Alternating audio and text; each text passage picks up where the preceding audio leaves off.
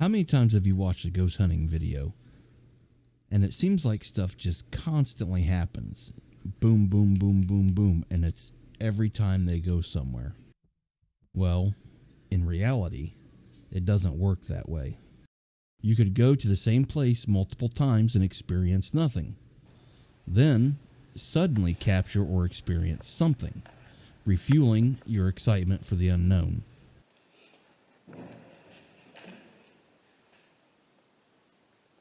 Squirrel. Possessed items are the same way. You can't expect the unexplained to happen all the time and consistently. Sometimes it could take days or weeks to capture something.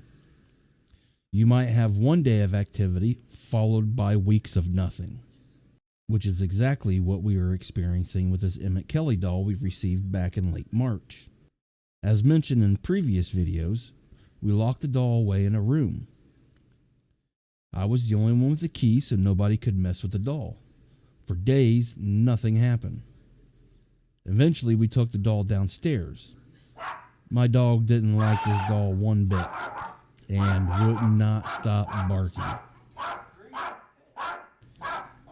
After taking the doll back upstairs into the room, the spirit ball kept lighting up.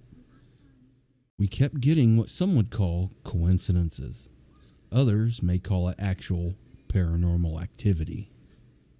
Brandon asked some questions.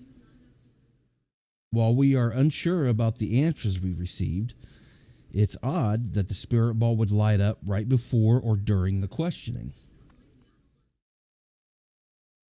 After this day, the Kelly doll remained inactive. For days, we watched with nothing. So I took my dog upstairs to the doll just to see if he would act the same way he did in the previous days. You could see the look on his face when he turned to the camera. It was one of uncertainty with a hint of uneasiness. It didn't take long before he started barking.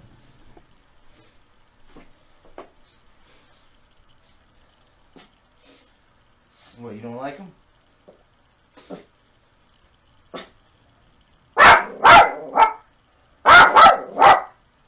We decided to up the pressure some by putting the doll in Brandon's room. Brandon is a huge believer in the paranormal. His room is filled with Baphomets and other symbols.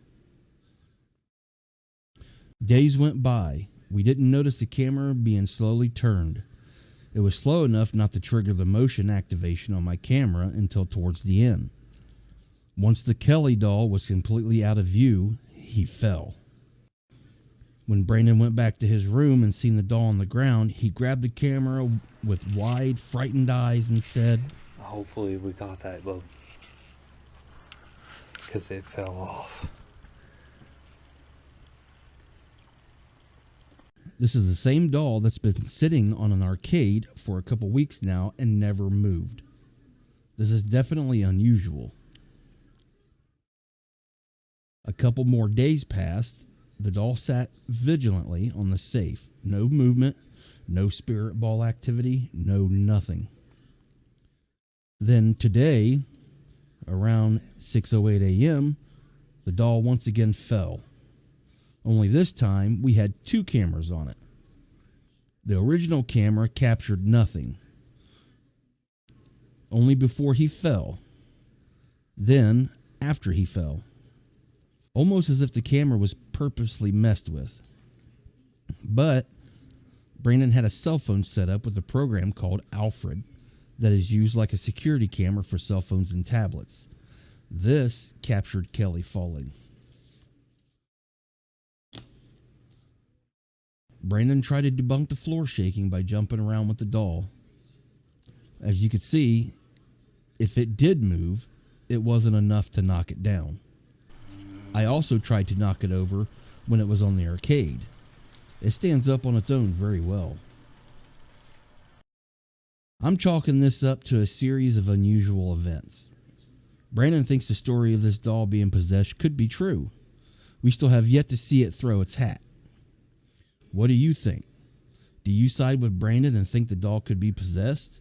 Or do you side with me and think it's just a series of coincidences? Let us know in the comments. And as always, stay spooky. Always stay watching.